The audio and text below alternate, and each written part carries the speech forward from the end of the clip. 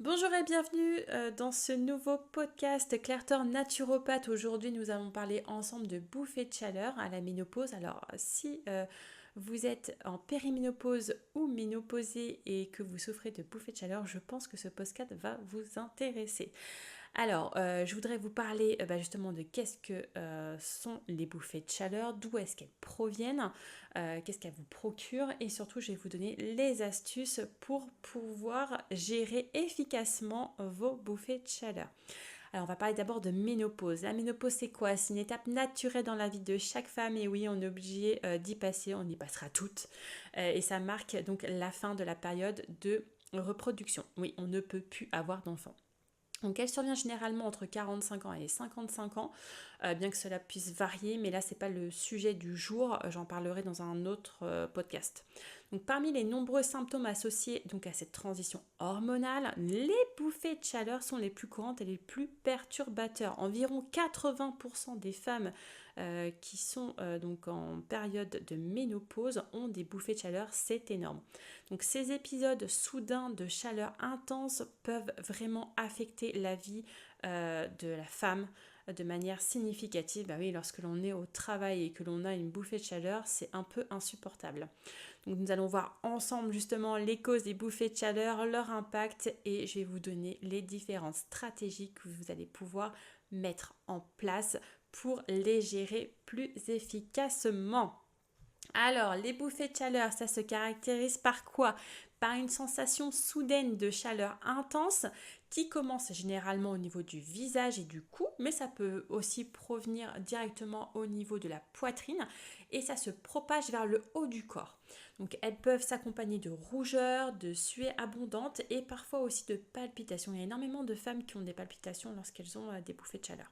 Donc une bouffée de chaleur dure généralement que quelques secondes, mais pour nous ça va durer énormément et ça va jusqu'à plusieurs minutes. Mais ça dépend vraiment en fait d'une femme à une autre. La fréquence et l'intensité, ça varie, hein. C'est vraiment en fonction de chaque femme. Alors, les causes des bouffées de chaleur.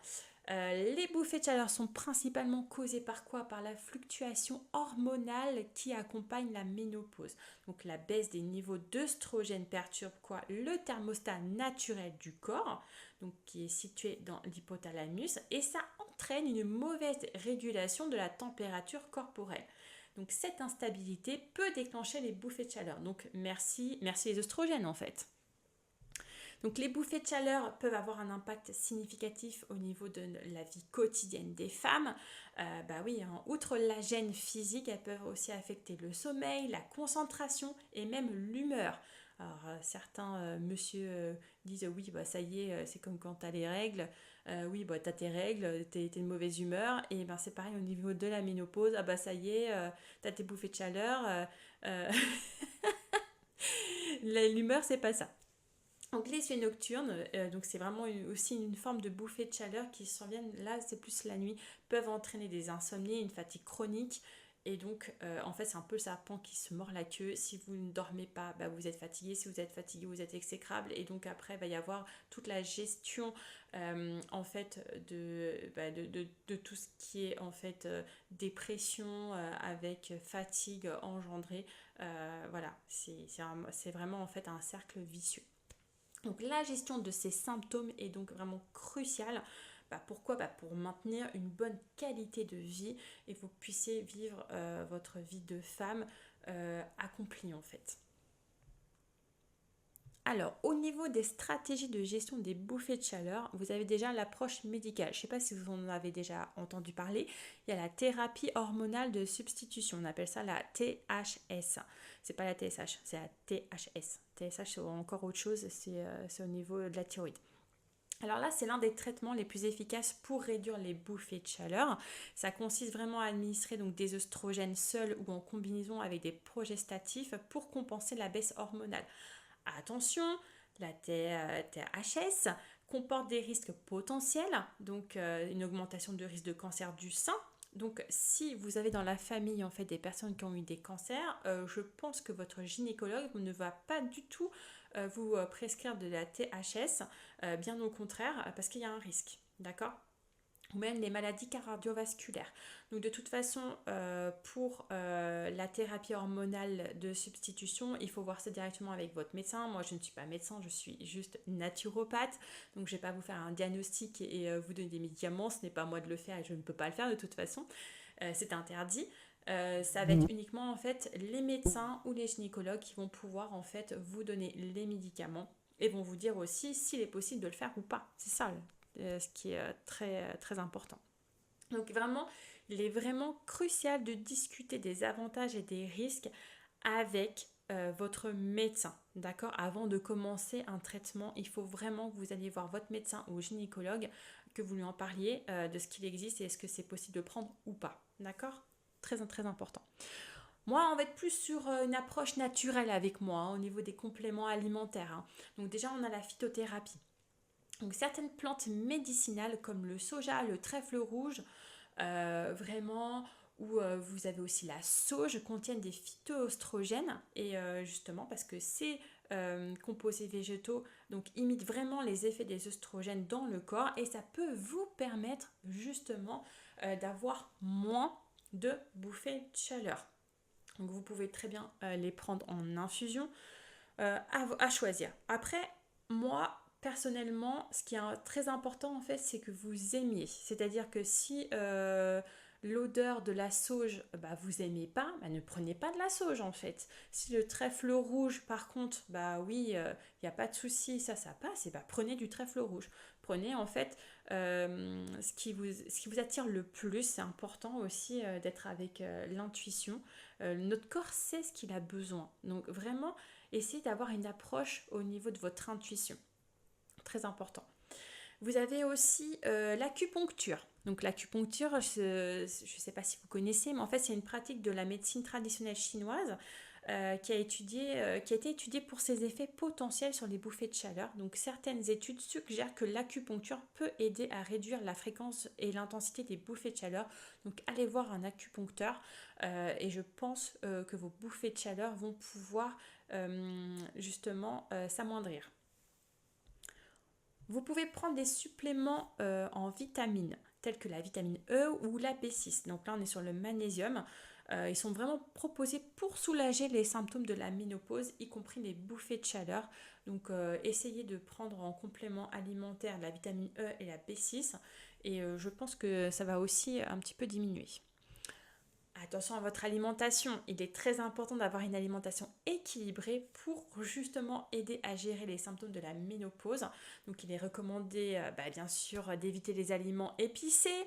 Pourquoi ? Parce que tout ce qui est épice, ça va favoriser en fait les bouffées de chaleur, la montée de bouffées de chaleur. Donc tout ce qui est caféine et alcool. Donc caféine, donc café, caféine. Thé aussi. Pourquoi ? Parce que le thé, c'est la même chose que le café. Théine et caféine ne font pas, c'est la même chose. Donc surtout évitez le thé ou sinon si vous aimez vraiment le thé, ce que vous pouvez faire c'est enlever la première eau. C'est-à-dire que vous allez mettre par exemple votre sachet ou votre boule à thé dans l'eau pendant 30 secondes, vous allez l'enlever, vous allez jeter l'eau et vous allez recommencer. Là normalement il y a à peu près 90% de la théine qui est partie, donc là c'est vraiment plus intéressant. Mais c'est pareil, attention de ne pas prendre des boissons trop chaudes, sinon ça va vous déclencher aussi une bouffée de chaleur. Et donc bien sûr l'alcool à proscrire. Ce sera peut-être l'objet d'un autre podcast par rapport justement à l'effet de l'alcool sur votre corps, surtout si vous cherchez à perdre du poids, parce que je sais que quand on est à la ménopause, on prend du poids au niveau de la ceinture abdominale et on veut essayer de l'enlever et du coup il y a pas mal de choses qui sont à faire et l'alcool c'est vraiment à proscrire. Mais ça sera pour, ce sera pour un autre podcast. Donc voilà, attention à l'alcool, voilà, parce que ça peut déclencher des bouffées de chaleur. Il est important aussi d'intégrer des aliments riches en phytoestrogènes comme le soja, les graines de lin, les légumineuses. Ça peut vraiment avoir un effet bénéfique. Alors attention, si vous avez un traitement hormonothérapie suite à un cancer, ça c'est à proscrire. Vous n'avez pas le droit en fait. Ça c'est vraiment en fait là les conseils que je vous donne, c'est vraiment que pour les personnes qui n'ont pas de cancer, d'accord ? très important. J'ai des programmes en fait en ligne pour justement réduire les bouffées de chaleur. Si vous êtes une lambda, il n'y a pas de souci, vous n'êtes pas malade. Là, il n'y a pas de problème parce que ça va être vraiment un bilan. Vous avez tout dedans, vous avez l'alimentation, qu'est-ce qu'il faut manger, vous avez quel sport il faut pratiquer, quelle plante prendre, il y a la gémothérapie, c'est les bourgeons parce que ça fonctionne très très bien les bourgeons en fait par rapport aux bouffées de chaleur.